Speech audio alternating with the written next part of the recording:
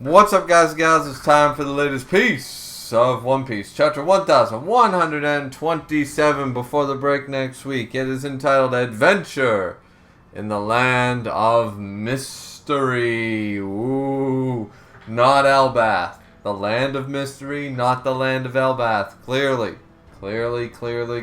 So, either way, honestly, a very short chapter, a lot of confusion, a lot of a callback to an Alabasta panel. I'm glad that I waited this long until somebody pointed that out. And it's really, really cool. But suffice it to say, we still really don't know what's going on. We're clearly on Elbath, right? Because the Giants are worried about Yggdrasil, the World Tree.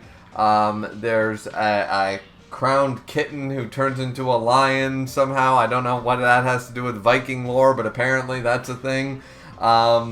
And there's the honeybees and the god of hares, or the ear god, or whatever it is.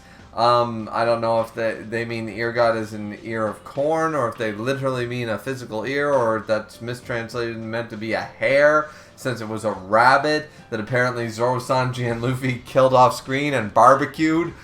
I have no idea, but suffice it to say, it was a short chapter just showing Nami going, what's going on? I have no idea. Us, the readers, going, what's going on, Nami? We have no idea. Please explore this Mega Blocks place.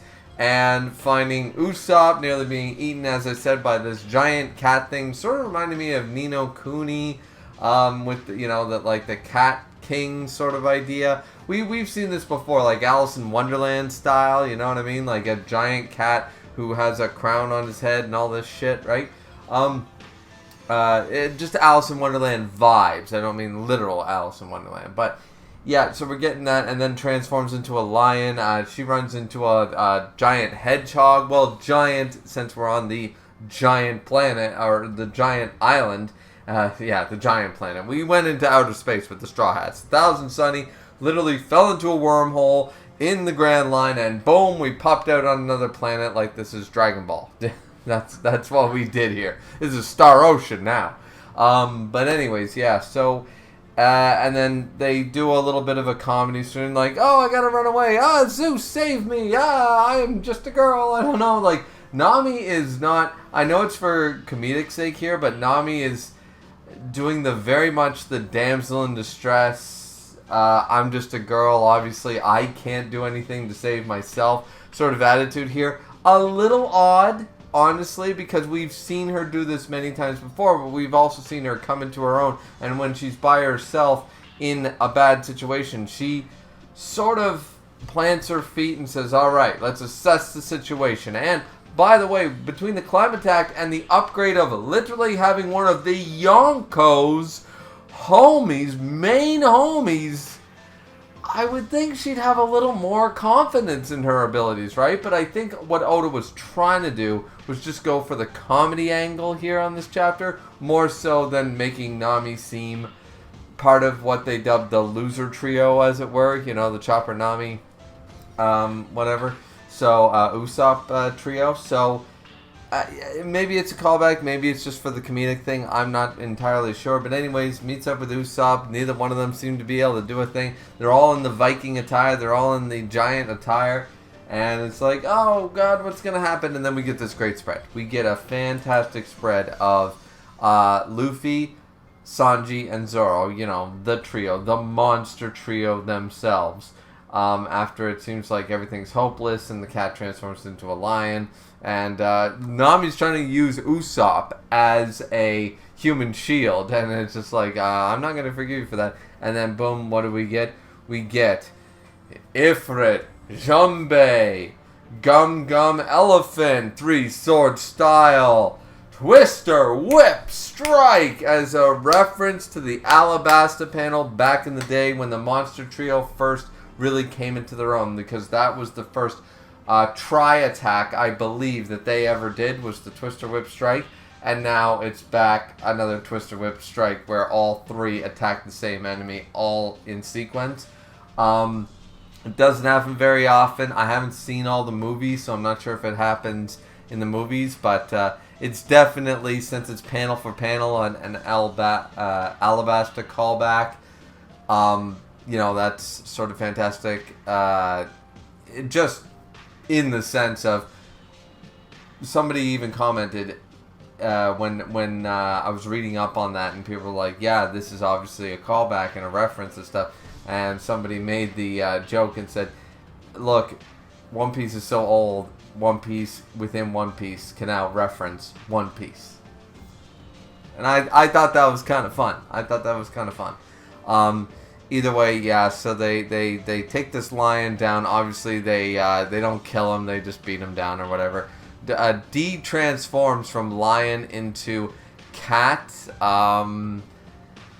No idea here. And we get the new outfits of Sanji. Like, we see Usopp and Nami's too. Usopp has this big giant beard now and stuff like that, and the Viking helm and stuff.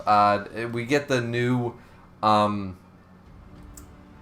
outfits for Luffy, Zoro, and Sanji. The only one I'm not super crazy about, and this is just a minor detail, is Zoro with the Digimon goggles. Other than the Digimon goggles, Zoro's looks pretty good. He's got the shoulder pads, like a warrior would, with the, the braced up leather vest sort of idea, and ready to go to combat. He got gauntlets and all that stuff. Sanji is very much dressed up in a knightly armor. He's got the cloak. You know what I mean? He's definitely got the I am the knight in shining armor look, which suits Sanji very well. And Luffy has the classic Viking helm with the double horn. I'm a Viking. I'm a king of the seas. And he's got the belt across his chest. He's got the big fur coat lining and stuff like that. Who dressed them up like this? We'll have to find out in 2 weeks' time. But yeah, a very short chapter. Not really a whole lot to talk about. But I liked it. I did like it. I do question whether Oda was once again just going for the comedy with Nami going, oh, I'm just a girl, please save me, Usopp, anybody.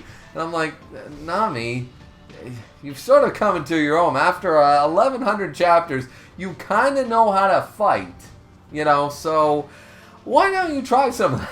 You know what I mean? Like, she literally just fought last arc, the arc before that. Like, we've seen her in combat, so I think Oda was just doing this for the, this is more of a transition chapter. We're finally in Elbath. I hope you guys are excited.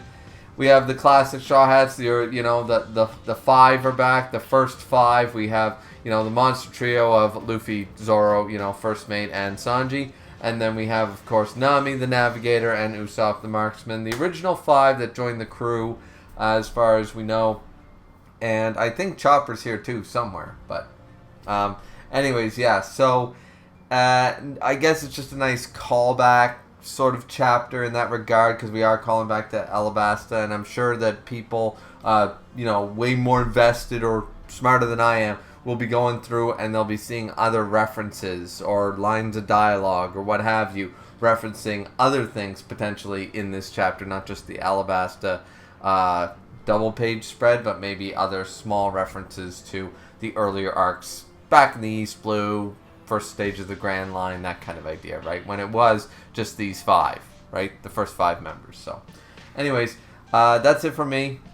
I know, it's just a short one. There's not really, as I said, you can go check out somebody else who's going to react and go, wow, for 20 minutes and stuff, but I'm going to be honest with you. I knew, because before I read the chapter, I saw the timestamp on Teching 101's review, and it was 37 goddamn minutes, and I said 37 minutes means there's only about 5 pages of this goddamn chapter, because that man manages to stretch out.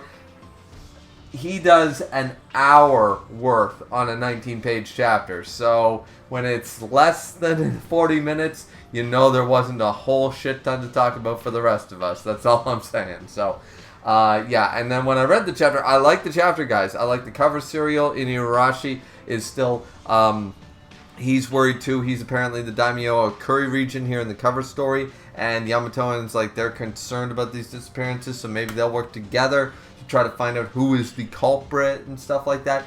Fantastic. But as I said, we still have just as many questions and not as many answers, realistically, if not more questions than we had answers at the end of the last chapter with the cliffhanger. So, is what it is. Let me know what you guys think, though, down in the comment section down below. And don't forget to like, comment, and subscribe. And we'll see you guys back here in 2 weeks' time, because there is a break next week. But we will be back here for chapter 1128 of the next piece of One Piece. Looking forward to it. Hope you guys are too. See you next time. Bye-bye.